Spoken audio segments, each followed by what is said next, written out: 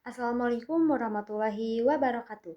Perkenalkan, nama saya Citra Dewi Rahayu dengan NIM 238107003 dari kelas PGMI 6A. Di sini saya akan mengerjakan tugas UAS mata kuliah pengembangan STEM di MI SD. Nah, untuk kasus yang pertama itu mengenai media video animasi serta cara merakit aktivitas fisiknya. Nah, untuk yang pertama itu kan kita menganalisis penyebab kegagalan transfer pengetahuannya. Itu ada tiga. Yang pertama, kesenjangan representasi simbolik dan pengetahuan prosedural.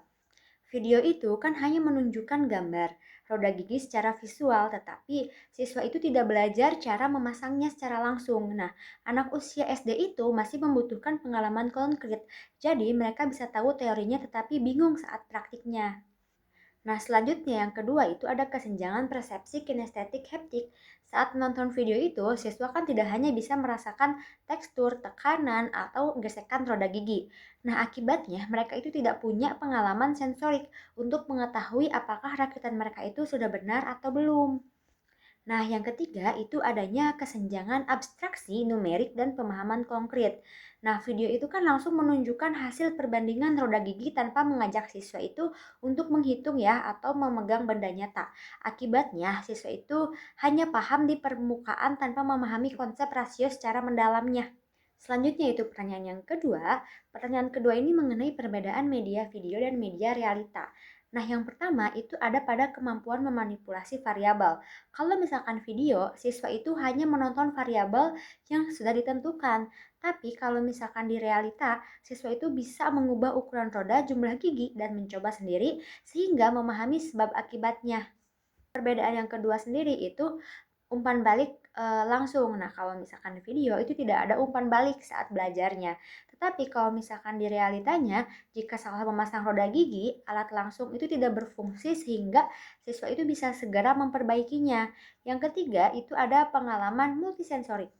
Nah, untuk pengalaman multisensorik sendiri, kalau misalkan video itu hanya melibatkan melihat dan mendengar. Tapi kalau misalkan di realita itu melibatkan sentuhan, gerakan tangan, bahkan suara gesekan roda gigi, sehingga pemahamannya itu lebih kuat.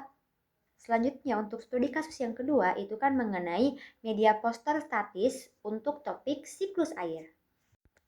Nah, untuk pertanyaan yang pertama itu terdapat tiga keterbatasan media statis untuk konsep dinamisnya. Nah, yang pertama itu tidak membangun hubungan sebab akibat. Nah, poster itu hanya menunjukkan urutan proses siklus air, bukan menjelaskan mengapa proses itu terjadi. Akibatnya, siswa itu hafal urutan tetapi tidak memahami penyebabnya. Yang kedua, itu tidak menunjukkan variabel yang mempengaruhi proses poster. Jadi, tidak memperlihatkan pengaruh suhu, kelembapan, atau angin terhadap siklus airnya. Padahal, hal itu sangat penting untuk memahami cara kerja alat penampung air. Dan yang ketiga, itu tidak menunjukkan perubahan dari waktu ke waktu. Kalau misalkan siklus air sebenarnya itu kan berlangsung bertahap ya, tetapi poster itu hanya berupa gambar diam, sehingga siswa itu sulit memahami proses yang berjalan terus-menerus. Nah, untuk soal yang kedua dari studi kasus nomor 2 itu adalah kesalahan desain instruksional guru. Nah, terdapat beberapa kesalahan asumsi instruksional yang akan saya sebutkan. Nah, yang pertama dari kesalahan desain instruksional guru itu menganggap gambar detail itu otomatis mudah dipahami. Guru itu mengira poster yang menarik itu akan membuat siswa paham, padahal terlalu banyak detail justru bisa membuat anak itu bingung dan kehilangan fokus pada konsep utama.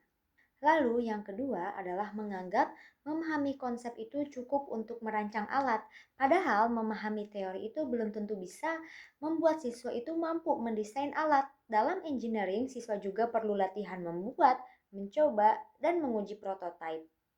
Yang ketiga, itu menganggap transfer pengetahuan itu terjadi secara otomatis.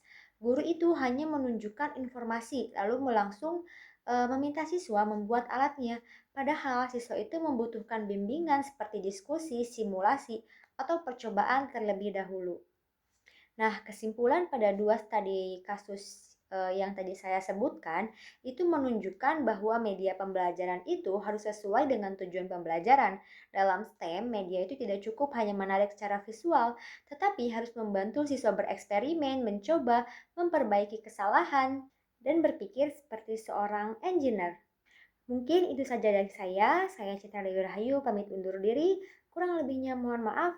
Wassalamualaikum warahmatullahi wabarakatuh. Terima kasih.